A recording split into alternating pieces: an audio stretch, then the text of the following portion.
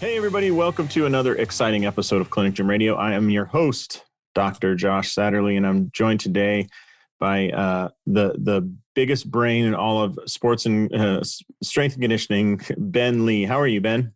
I'm doing well, Josh. Up here in Toronto, nice little cool day today. COVID restrictions are being lifted off, so everyone's happy about that. But yeah, how about you? How's everything going?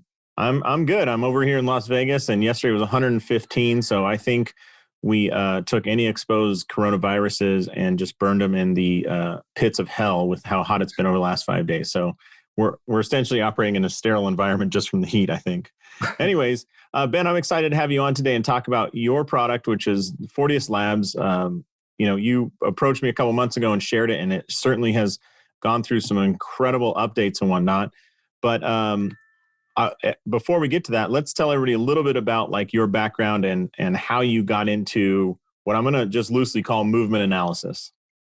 Right. Yeah. So interestingly enough, I'm a mechanical engineer by trade. My undergrad degree is in mechanical engineering. But, when I was going through my undergrad, I was really into martial arts and weightlifting.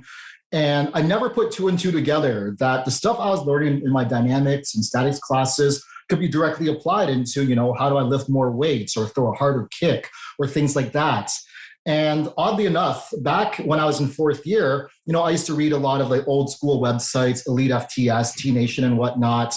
And they kept citing, according to Dr. Stuart McGill from the University of Waterloo, he says this or that or this. And I kept seeing his name over and over again. And I was like, okay, obviously this Stuart McGill character is very intelligent. We both go to the same school. I should just walk over and find him one day.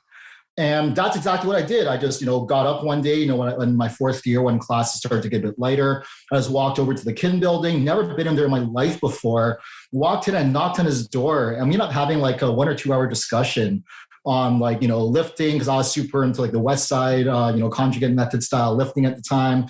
And long story short, that turned into a volunteer experience, which turned into a master's degree. And the interesting thing, when I was in my master's program was, our lab was very big. Obviously we're a biomechanics lab. So we do a lot of our instrumentation and data collection has to do with EMG, kinetics, like force plates and whatnot, as well as kinematics, human motion capture. So, our lab has had one of these, $100,000, multi-$100,000 motion capture systems. I always tell people, if you ever seen the making of Avatar or Lord of the Rings, and you see the actors wear all little dots on their body, and you get the ring of cameras, that's what we have. And what I always said was, this data is incredible because you can now quantify human motion down to like 0.0001 millimeter. And, all this clinically relevant data really allows us to better understand how the human body functions. The problem was, how do I get one of these or get the expertise of one of these into just everyday life? And it kind of, coincides with when I was in grad school, I was also working as the head S&C coach at a local facility that trained a lot of hockey players. And, they'd have the co-op students like do the FMS on new athletes. They give me the report and I'm reading this going like, I don't really trust this. You get a new individual, like a new junior coach. Their subjectively trained eye may not be that of, say, like an expert or grade cook himself. So there's a lot of this, inter-rater reliability, subjectivity issue. Mm-hmm. So I was always like, we could only have, a way to quantify how these people move, but I can just do it, like that. This would be a real win here. So coincidentally, I had a buddy of mine from the gym. The guy was a power lifter, who's my now business partner. I think he benched 405 for a double at 220 to give you an idea of what he was doing. But as well, he happens to have a master's degree in mechatronics engineering. So he's built vision systems, that detect pedestrians, street signs, things like that on driverless cars and drones and UAVs. Wow. And he told me that, hey, it is possible to do this. There are big advancements in this technical world that are now allowing us to capture human motion and quantify it just through basic cameras, like your smartphone here. So this is what got us kicked off into the world of movement analysis and tech startups.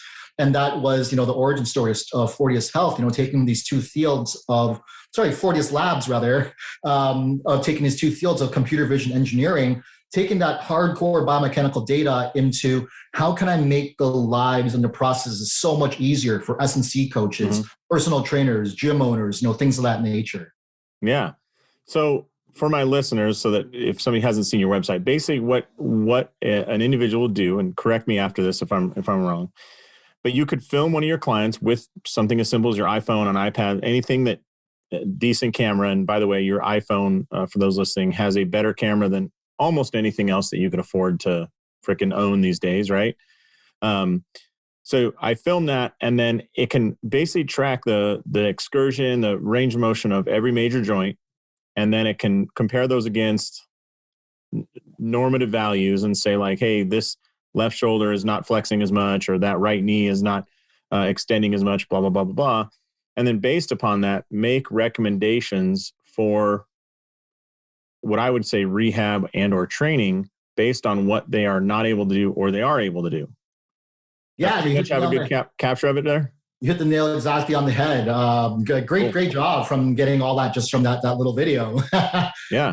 But yeah, that's exactly it. You just stand in front of your camera, you do a series of motions, and you're exactly right. We can now provide a very in-depth 3D quantification, anything from joint angles, linear angular velocities, linear and angular accelerations, and all this data, being applied to then, anything to do with is there limitations in range of motion? Are there drop-offs in movement velocity as fatigue incurs? Are there asymmetries between certain joints or the coordination between joints? But how close are you? I mean, how many degrees like per second can you guys track up to? Like much more than the human body's ever capable of? Yeah, so that's a great question. We actually got this validated in partnership with the Department of National Defense here in Canada, because they have a big need for human performance optimization. So we tested this against what's known as an OptoTrack. So for those of you listening, who don't come from that hardcore biomechanics world, there's these big camera banks. Those of you who actually talk to women in high school and college, like wouldn't know anything about these labs. Just kidding. Oh man. Yeah. But so it's like against the OptoTrack. Go ahead. Yeah. So long story short, we came in like plus or minus 5 degrees to an OptoTrack motion capture system. We actually in that same study had an expert, I guess what you would call musculoskeletal assessor with a goniometer measuring test subjects as well. We came in plus or minus 2 degrees to the expert. So yeah, like it's looking good. And as well, there is going to be a paper coming out in the next, I guess, year or so, depending on publishing times, validating us where it says a Delsys wearable system, also plus or minus 5 degrees, thanks to actually one of our great customers who just validated this just for fun. Wow. Okay. And so being in the powerlifting world, I mean, how do I say this? So a lot of the movements in powerlifting are pretty gross, non-complicated movements, right? They're sagittal plane, both feet are on the ground, like a deadlift, for example, both feet are on the ground, and there's not a whole lot of cross-body movement, and there's not a lot of rotational forces. I mean, it's basically flexion, extension of multiple joints and stability of the trunk. Can you track other stuff? Can you get into rotation? Can you get into, say, a baseball swing, golf swing, things like that? Yeah, that's exactly it. It's like trunk rotations, hip and shoulder rotations, or rotations of the hip relative to the shoulder, for example. Yes, definitely. And, and it's important as well. What I have noticed in the industry, within this world is a lot of competitors who are doing motion capture who don't have this background of, biomechanics or clinical rehabilitation. They don't seem to get that rotation, transverse plane motions are insanely important for just general human function. Well, like you said, like the subject, like the inter-rater reliability, I'll tell you, if you're running a golfer through a screen and you want to look at the foot, now you're not watching the trunk, or you're looking at the trunk, now you're not watching the hips, or, so we as humans have these failure points because of, we get distracted by shiny objects. And if we're like, oh man, look at the pronation on the foot, then you're like, you might have missed the 5 degrees of compensation that went on the cervical spine. And like, that's nothing against you. You might be a great rater, or that might be where you want to focus, but That camera certainly has a little bit more objectivity to cover everything, than the human eye does.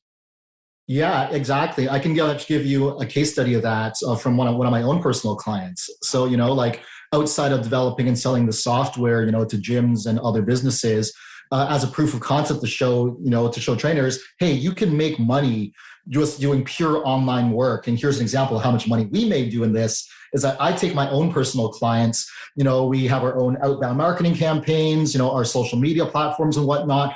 And I have a client, I can't say his name because he is a special operations selection candidate. So, it was confidentiality. But he came to me because he had massive shin splints, knee and ankle pain.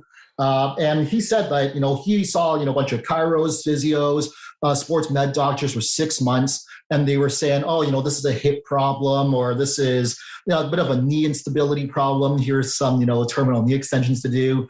And no one could figure it out. And he was like, this is ridiculous. Like, I'm not gonna, be able to, continue my actual job if this lets up. Well, if he's an SF guy, he would have just pushed through. I mean, he could have driven a spike through his knee and he would have pushed through. But I get your point. Yeah.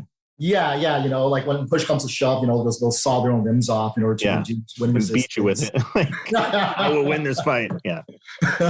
But we ran him through our assessment through Fortius. I just booked him on a Zoom call just like this. I had him go through a series of movements. And then the report that spit out said, hey, you have a foot stability problem. Interesting. And we could see it when we're combing through the data on this, you can see that when he's doing a dynamic inline lunge, as soon as that foot lands, boom, the whole tower just topples. Overhead squat, you can, we're telling him, keep your feet forward, don't let them move. And there's still, it's like he described like feeling like on ice skates. Yeah. So basically what the report or the assessment told us through the software was, you got a foot stability problem. That is the number one area to concentrate. So now putting my trainer hat on, a lot of our work was then, based around things like rolling out the feet, big toe mobility, gripping, learning how to grip the floor with the toes, that short foot posture. Lo and behold, 2 weeks later, he came to me. He was like, I don't know what kind of voodoo you're doing on me, but like, this is the first time in 6 months my knees don't hurt. And there we go. And ever since that, he's been one of our loyal customers, because we found once you get someone out of pain, that's like what an experience for them. To go from chronic pain, loss of quality of life, unsure of your future to wow, this is what it feels like. Yeah. It's like, what a journey. So let's cover it for my listeners here, because I've had the luxury of watching the video. So let's do this. If somebody wants a video or they want to kind of get in contact and see what the heck Fortius is all about, how do they get a hold of you? That's the first thing, or where can they see it? Yeah. So if you go to our website, which is FortiusLabs.com, FortiusLabs.com, you're able to see a demo video there. We have separate portals. So if you're a coach, that wants to grow your business, get a better service to your clients, we got one little portal for you to check out. If you're an individual and you yourself are feeling pain or want to optimize your performance, there's a separate portal for you there. Either way, you can get at us there to find our contact, or just directly, you can email us. The email address is admin@FortiusLabs.com. Again, FortiusLabs.com. That's awesome. So for those who haven't yet seen it, I just want to explain it on this podcast. So what you do, like Ben said, you set up a Zoom call or anything you film, and then it asks you to do some basic motions. And then from that, it develops a report. And the report basically, how would you say it? It shows like a traffic light kind of idea per joint. It spits that out in real time almost, right? Yeah. Essentially, you just wait a bit, and then this report is sent to you or your trainer. Okay. And you're right. Like, I think that's a great way to describing it, like a traffic light system on a joint by joint and body right basis. So your SF guy had red lights at his feet and causing other yellow and red lights throughout his body. Exactly. And the one additional thing we do, because we have access to all this quantitative data, is it's not just a singular light at the feet or the knees, but we can then break down each one of those lights into quadrants. So we can tell you that, okay, are you experiencing pain? Yes or no? The severity is going to change the color of the light. Is Yeah. it a mobility problem? Is it a motor control problem? Or is it an asymmetry problem? You So think not you can only, pull up a mobility versus motor control problem from a single camera on a active person? yeah, so that this is where the innovation and creativity, really gets about, because Yeah. as a biomechanist, someone who spends time in this field, I mean, this is essentially one what of you the said is you can palpate the difference between water and holy water. So this is pretty incredible. So how do you do this? So this is all based on, I suppose, the algorithm, or the Okay. way that we quote unquote score or assess, these four Okay. quadrants. Yeah. Because I've seen it a lot just from my own experiences. Like, for example, I got another client. She's got frozen shoulders, extremely stiff neck. And all the personal trainers and physiotherapists she saw were basically doing passive stretches with her, just yanking on her shoulder, trying to get that range of motion. And she was like, How'd that ow, work out? this hurts. So we ran her through the test. We found, okay, yeah, there is a significant mobility restriction. But what we're also finding is, as you start to approach your end range of motion, the graph shows it's not a smooth profile anymore. It's all jittery. Looks like a fuzzy caterpillar, I suppose, like the waveform. Yeah. So during that same session with her, what we did was took her through a test-retest protocol. Real quickly, I just took her through, I guess, what I call a scapular wall push drill. I just have someone go in a push-up position against the wall, lock the elbows, and we're just working scapular retraction, protraction, working on kind of feeling yourself sink into your shoulder blades. Then we got her off. And was that recommended by the software? Said, hey, do this and then retest? So that was actually my own little doing. This is actually quite early on in our development cycle. But interestingly enough, that is exactly where it's going now. Is kind of going down to this cascade. Very similar to how FMS leads to SFMA. These little breakout tests that occur. This is this is our vision for how we want to do this. Okay. So you had her do the scap wall pushes. Yep. So we had her do that. We got some info, some feedback on her, how she felt subjectively. Then we took her through the exact same just shoulder mobility test again, and we could show, like, on the graphs, pre-post comparison, after doing these scapular drills, all of a sudden, number one, she gained about 10 degrees range of motion of shoulder abduction. But the most important thing was, when you looked at velocity profiles, that jitteriness had basically worked itself out. So I said to her, hey, the reason you're not getting better is that they're stretching you, but it's not a true mobility problem. You're most likely lacking mobility because of an inability to control through that range. So as a result, she became one of my personal training clients. The programs we developed for her were all around getting stability through the trunk, shoulder blades, shoulders, and whatnot. Lo and behold, she was saying that, for the first time in 2 years, she could actually tie her hair up, put her hair in a ponytail. So, the fact that we can relate it to, these functional abilities is really interesting. But yeah, this is one of the remedies, this is one of the issues that we found, was the ability to discern between these fine details and actually, really break out and really dive deep into the root cause. Is a bit of a lost art, to be honest. And, obviously one of my goals, because we have all access to all this great data, is to really try to add to the bricks of the wall of science, to steal a Stu McGill term, to ultimately, help trainers and therapists, do a better job with their clients. Yeah. Wow. Huh. This sounds like it's a lot more accurate than I assumed it would be. I mean, because, so take the Microsoft Kinect, which is a video game system, single camera. And for those who aren't engineers, and I'm for all my clinician listeners, remember an X-ray where they always say, to have accurate X-rays, you need at least 90-degree views, right? And one of that is just to make sure we're not getting some camera depth perception issues, and that we're not getting funkiness in the single point, right? I mean, a penny at the right place looks like a quarter. Its shadow looks the size of a quarter until you go from the side, and then you realize, okay, it's not that big. So that's been a long principle for data capture, especially via video cameras. Hey, you need 90-degree views. Or in your case with the biomechanic things, or I've used gears in golf, and I have a K-vest. You want multiple data points to compare against.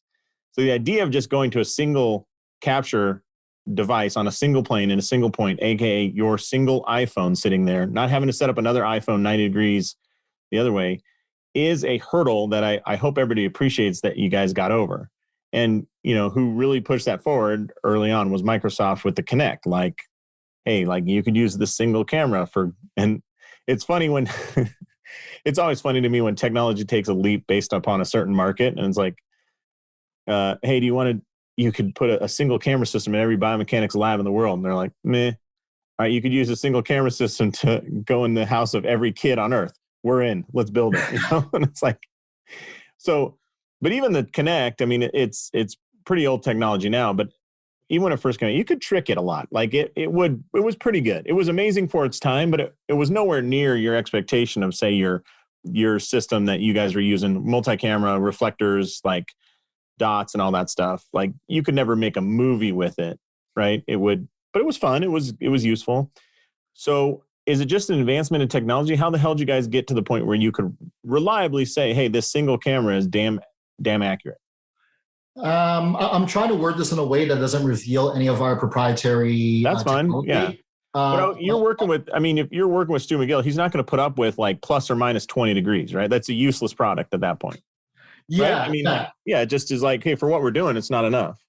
So interestingly enough, what you mentioned with the Kinect, we know the Kinect very, very, very well. Okay. Because this was, as you described, the first generation of markerless single camera motion capture. This was the Kitty Hawk, right? The first flight. Like, it's a bicycle and it's paper and all the stuff, but it flew. Like, it was awesome. Yeah, like I remember like around that same time, there are companies and they're now defunct, stuff, guys like Organic Motion, who are doing these 22 camera markerless motion capture systems, but you have to pay, like an exorbitant amount of money for this. That's not as accurate as a Vicon anyway. So if it's the same price point as a Vicon, just go buy a Vicon. So with the Kinect, I remember that, you could do like the Jillian Michaels fitness game and she would yell at you through your TV. Yeah. She yells at everybody for everything anyways, but yeah. Yeah, that's a whole nother discussion for another podcast. Okay. But anyways, we did a lot of extensive testing with it early on, and we found exactly what you described. It is garbage for biomechanical analysis. I mean, you could do very, very basic stuff like shoulder abduction, flexion, things like that. But if you want to get into like an active straight leg raise or an ephemeral mobility test from behind, ain't going to happen.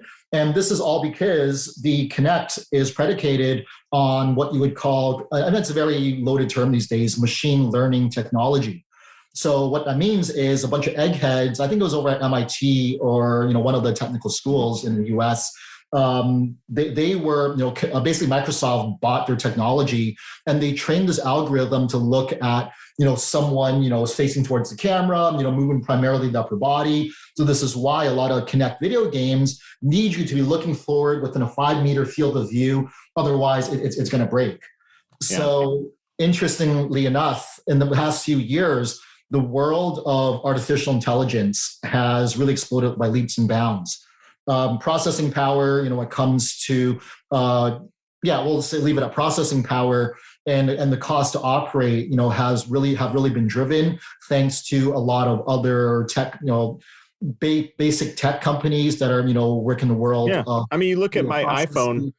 iPhone now has that measure app. I don't know if you've done that, where just will measure a distance inherently, and it's fairly accurate. And you're like, wow, that was literally impossible years ago. They used to pay guys, again, for military applications, like to get accurate measurements of devices from still photos. They'd be like, and then to get it from active video capture was like, me telling you like, hey, we're going to fly to Mars this afternoon. We'll be back by dinner. It's like, what? It is crazy. So the fact that we can now do this with the iPhone and whatnot is super exciting.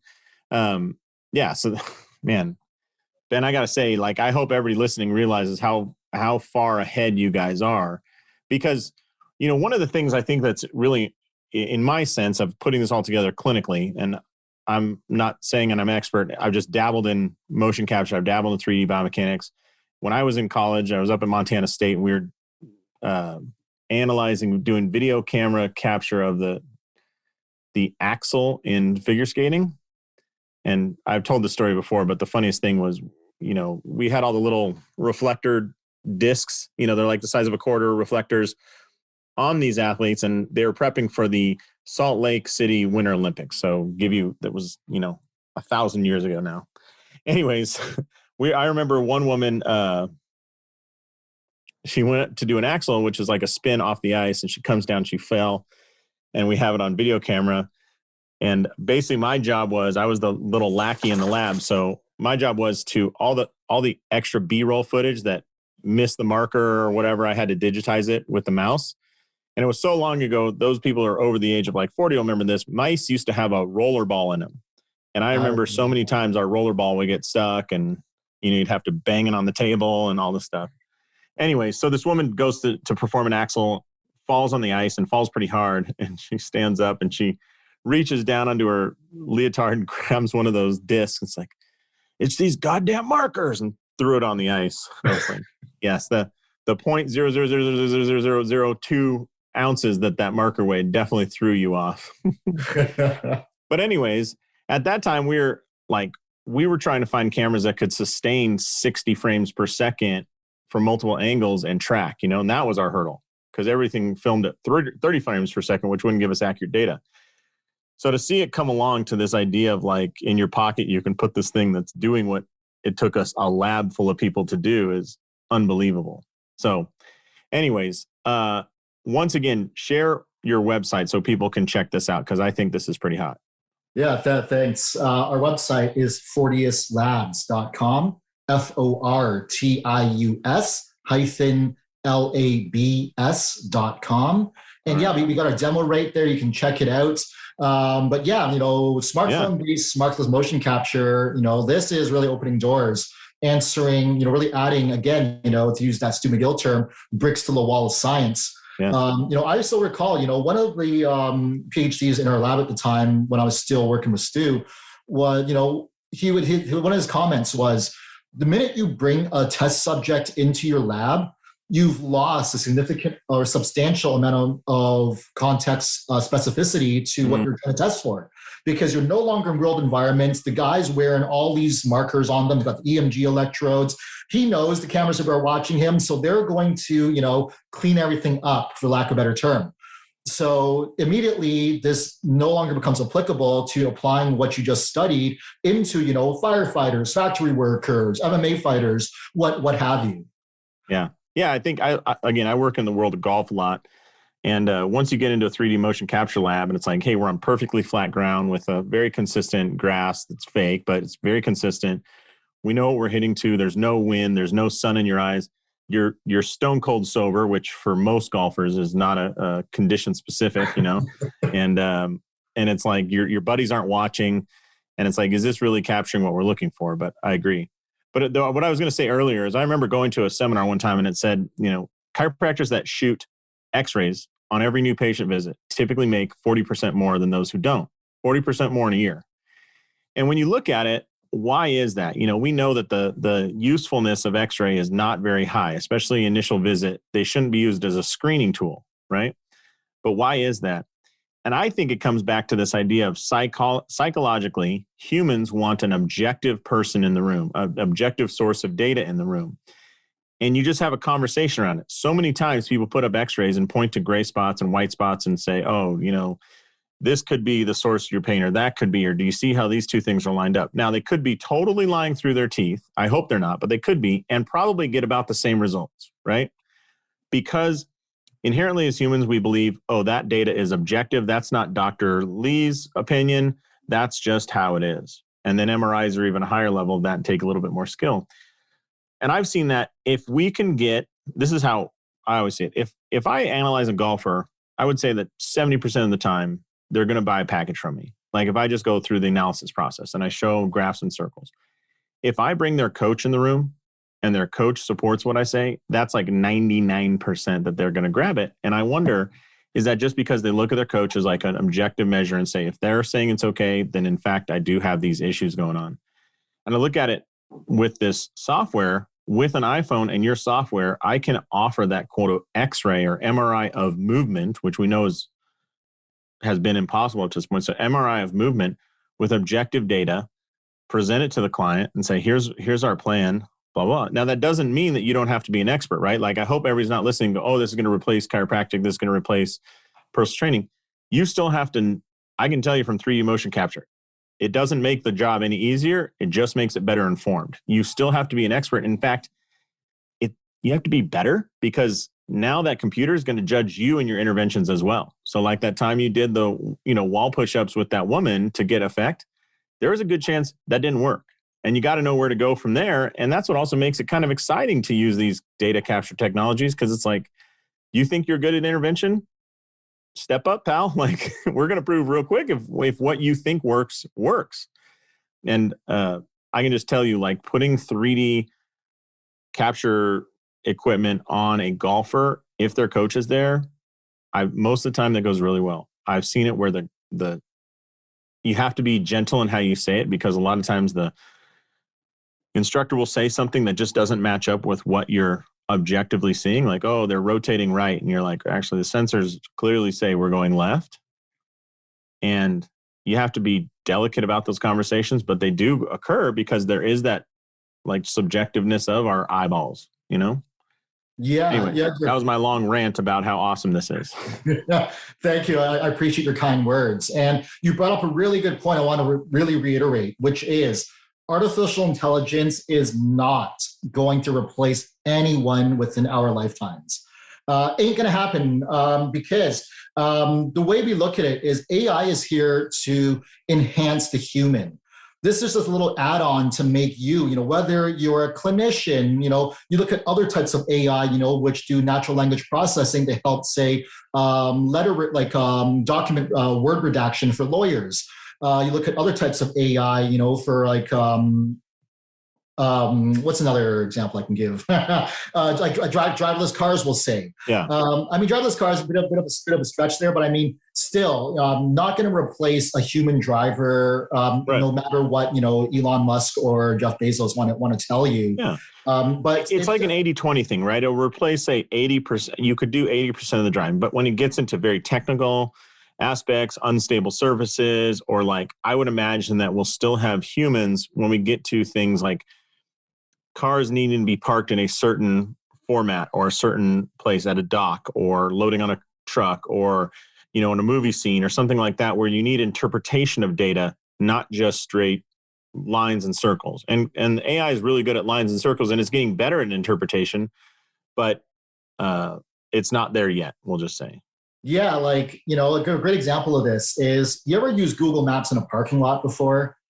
Like, it ain't good. It is horrible at getting you out of a parking lot. Yeah. And it's like, head west on this street. Well, like, what direction is west? Like, I need some more help here, man.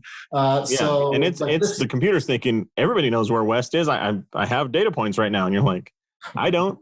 Yeah, like, I don't have access to this. Yeah. So, like, this is, what we tell a lot of, clinicians and trainers, which is, we look at this as a way to kind of offload your busy work, like, instead of you standing there with your little FMS checklist, taking them through the movements, you can basically triage them out of this, for lack of a better term, get your report with your data saying, okay, here are your clients' big observations.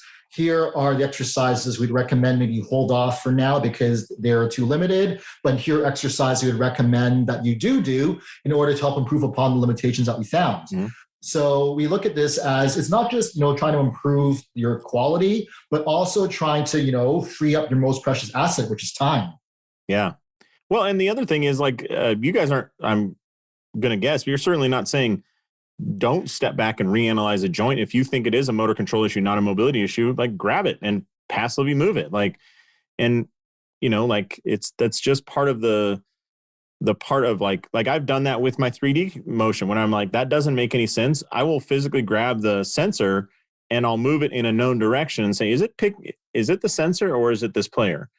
And you always have to do that. Just like with MRI and X-ray and everything, you have to, like, set against a standard every once in a while. So nobody's saying not to do that, but this does save a lot of time. And also, one of the things I love about the SFMA and the FMS is, at its very core, it's a checklist, right? Let's just check that you can lunge both directions, that you can squat, that you can step over an object, that you can challenge your core rotationally, challenge your core in extension, right? Just going down that checklist, as you know, most people, it may not have mattered, but in 20% of the people, it matters a lot. And if you don't have those checklists, that 20% never gets captured. With the SFMA, I look at, somebody comes in with neck pain, I'm looking at the shoulders because they can play a large role in them, right? I look at the thoracic spine because it can play a large role in that cervical spine, instead of being a human and getting so emotionally entrenched in that cervical spine problem that I never step back and look at the entire organism. And that's what your system is allowing us to do, right? Is like, hey, maybe nobody's ever looked at this person's feet, like with your special forces guy, right? Like, you need to look at the feet. And it's like, oh, wow. When we do that, we see a huge change. Yeah, like hit the nail on the head there exactly. I think it's going back to one of your earlier points. As humans, our perceptual motor skill is only so good, right?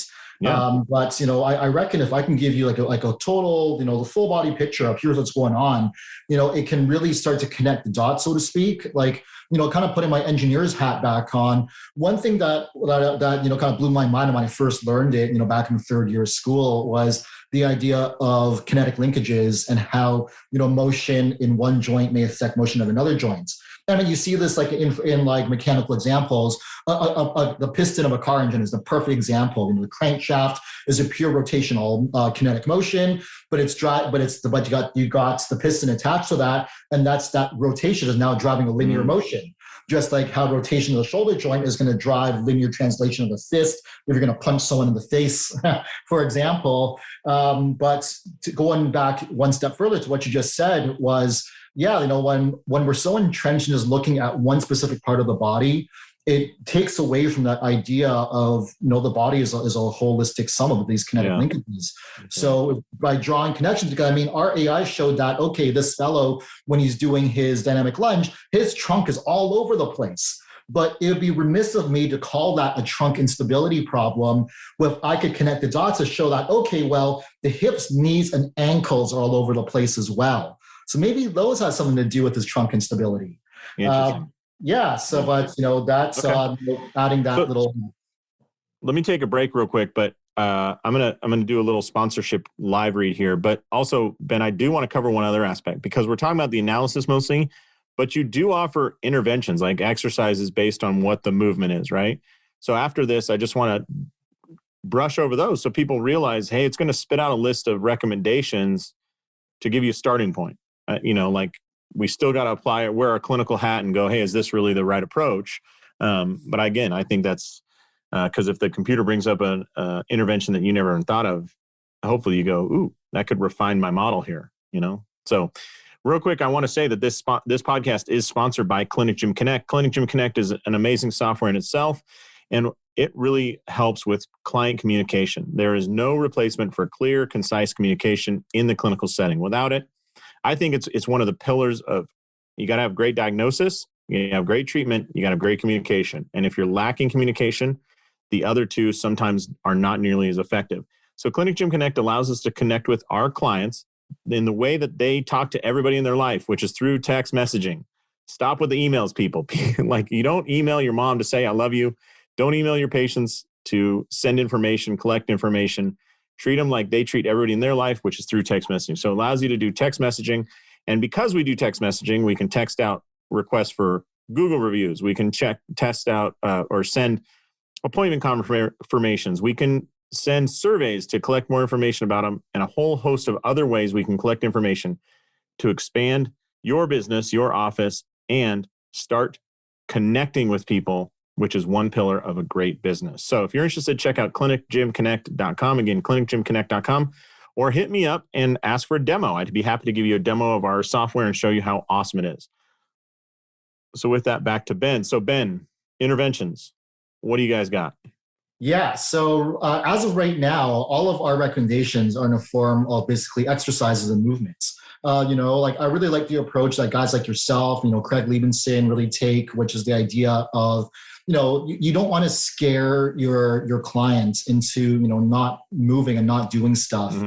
I think, that's one of the worst things. I can think back, actually, my own grandmother, she lived in Malaysia, where quality of healthcare ain't quite the greatest. And when she broke her hip, it's sunlight and water, and that's about all you get, right?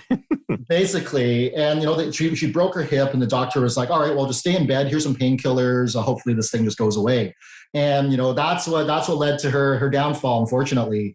So, when I saw Craig posting all that, all this type of, the antithesis of that mindset, I thought, wow, this is amazing. And that's the approach we take as well with how we look at this.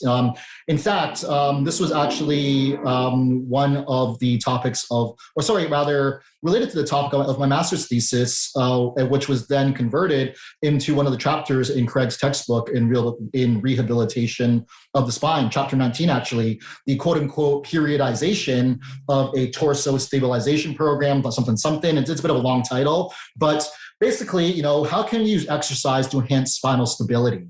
And that was the big thing, is that, one of the big principles that we consider is that ultimately stability is what drives any kind of motion. Whether you need to improve your flexibility or mobility, underlying stability is always going to be what controls that. And when I use the term stability, it may get lost. And it's a bit of a loaded term in this world as well. But I use the term stability as, looking at it from an energetics or engineering standpoint. Where, for example, like I'm sitting in my chair right now, for me to successfully stand up out of this chair and go walk to, say, use the bathroom, I need the requisite ankle, knee, hip, spinal stability, so that when I stand up and exert force to it, it's not going to buckle under load. And one of the best ways to coax this, is through motor control and these exercises.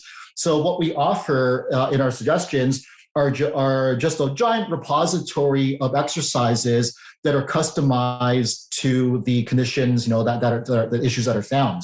So, for example, if the individual's profile shows that they are lacking, hip motor control, and there's a mobility asymmetry to left to right, well, there's going to be a whole whack of exercises that we list out there. Like, I don't know what the technical terms really is, but I call them the single leg wall drill, a lot of like 90-90 like shin box drills and whatnot.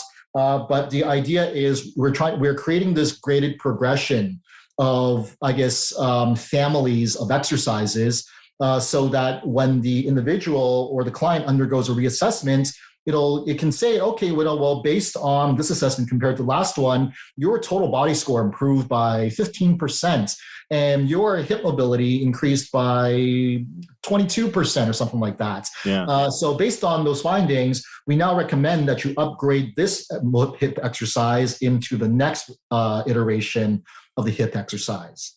Yeah, I call it the buckets approach. Like, if you think about the 10 buckets of exercise: horizontal push, horizontal pull, vertical push, vertical pull.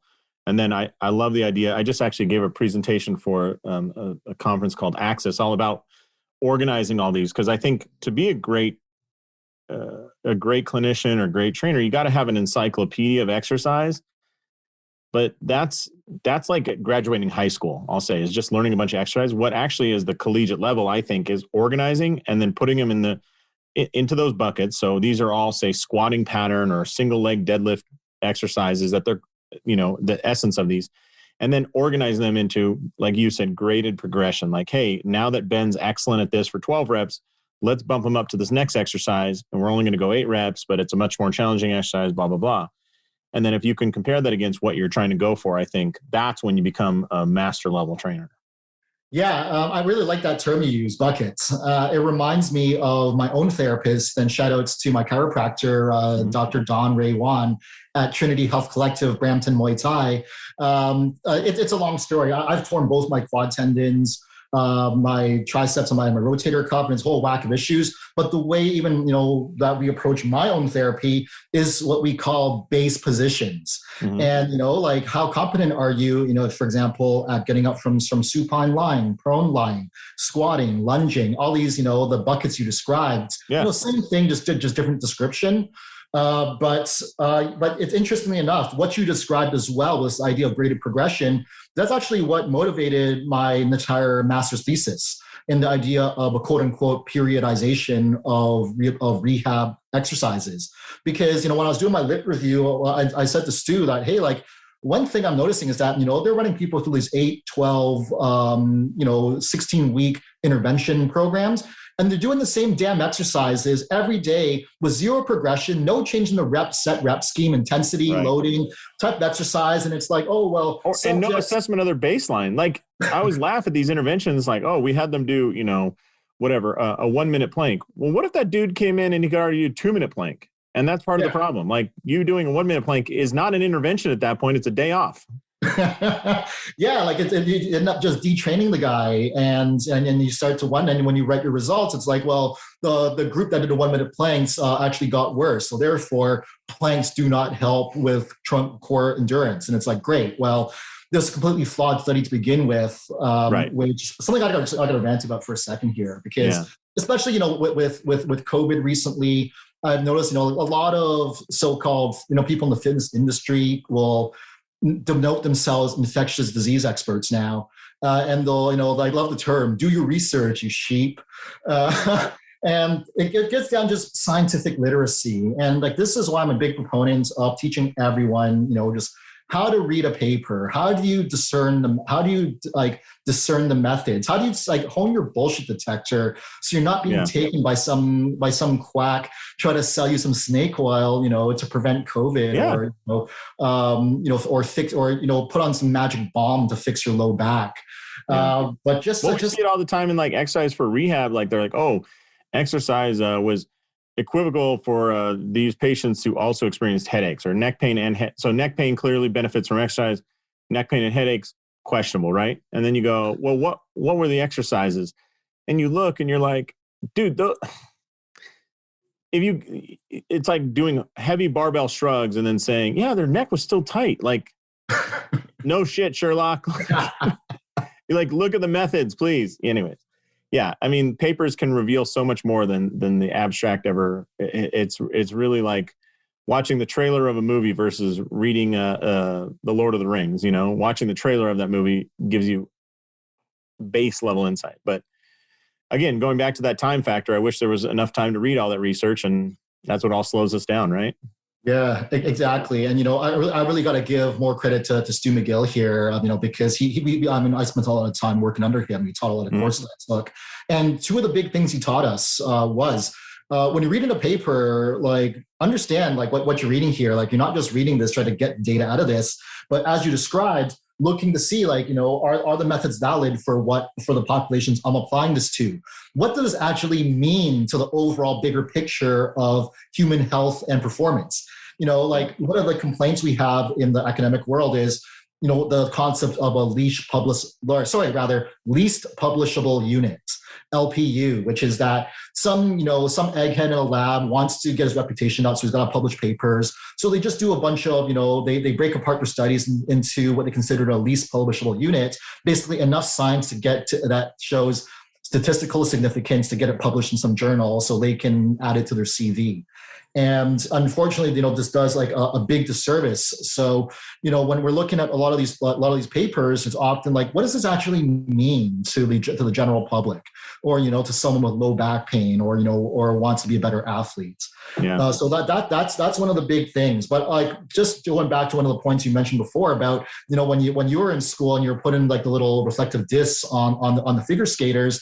It reminds me, in a course we took that Stu taught with Kin 611, History of Biomechanics, we actually spent a bit of time going through the history of biomechanics, going all the way back to times of antiquity, and how they viewed the human body, and how, as we talked about before, leaps in technology have then allowed us to understand more about how the human body works. Mm-hmm.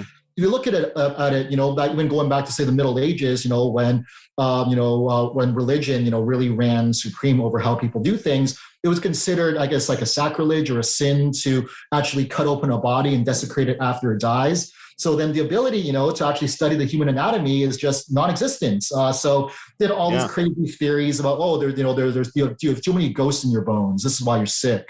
Right. Well, when I was in that same class, like, I think it was Deb King was my instructor. I think she was bringing up this point. She graduated Penn. So this is back in like 2000. So she had graduated Penn, let's say 20 years before that, 1980, 85, in that area.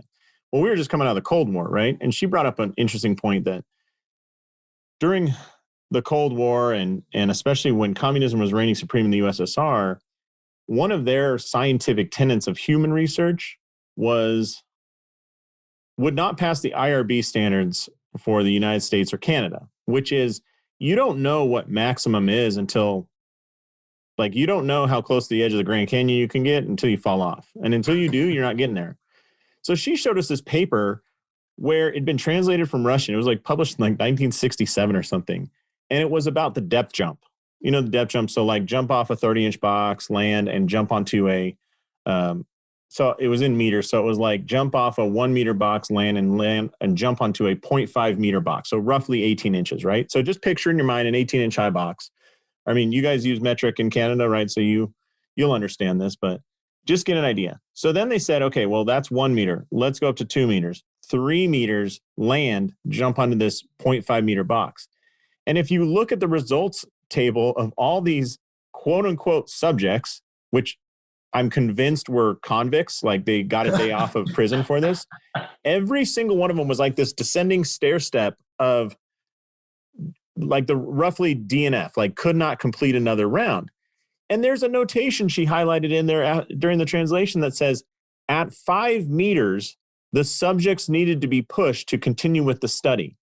Now, do you mean psychologically pushed or do you mean physically pushed off? So go to a 5 meter platform. You're talking like 16 or 17 feet in the air. And I'm going to say, Ben, jump off, land on both feet, and then jump onto a box. Like, no wonder everybody's DNFing. And their point was, like, their belief or their point was, you don't know what the human body can do until you're getting to a point where basically both of their quad tendons tear and they're laying on the ground before they can get up onto that box. And they had the same idea about like max heart rate. Like, what do you think a max heart rate is? What are we trained to believe it is in the US and in Canada? Yeah, it's like 220 minus your age or whatever that crazy. It's a rough thing, or like 240 minus 5. Like, will these things drive up your max heart rate? So anyways, it's just a much different, what do you call it? It's a much different intervention or a much different scale when those things occur. But it was just funny that she presented that in these research things. She presented that in the research methods to realize like some people's belief is different than others. So anyways, that was, while you were gone, Ben, you cut out, but I was just talking about these, max heart rate, what you believe versus max heart rate. If I'm shooting at you or you're getting chased by a rabid dog, like you may get a couple extra beats out of your heart. So, anyways. All right. Well, Ben, we got to wrap this up. We're up against the clock, but once again, can you share the website so people can get a hold of you and check out your product here? Yeah, definitely. We are at FortiusLabs.com, FortiusLabs.com. Go up there to check out our demo. You can contact me there to learn more. And if you want, shoot me an email. Our contact is there, but it's admin@Fortius-Labs.com. And I'll do a live demo for you. Sweet. All right. Well, Ben, it's been a pleasure talking about this, and it's very exciting, not just for what you're doing, which is incredible, but also, man, what you guys are opening the doors to is unbelievable. I mean, this has been the what do they call it? This is the albino zebra with wings or something. The albino Pegasus of human research is markerless single camera system. Like that has been unattainable, and you guys are making it attainable. So I'm very excited for people to check this out. And with that, on behalf of Ben Lee, this is Dr. Josh Satterlee saying, go out there, maximize your license, and live the life you dream of. Thanks so much, Ben. Thank you, Josh. Thanks for having me. Thanks so much for checking out these videos. I hope they're useful. We'll cover things like rehab, exercise, business model, progressions, layout, everything else that helps you build a clinic. So if you're interested, you can click here, there, here, or anywhere to get more videos just like this. Thanks a lot for watching, and we'll see you soon.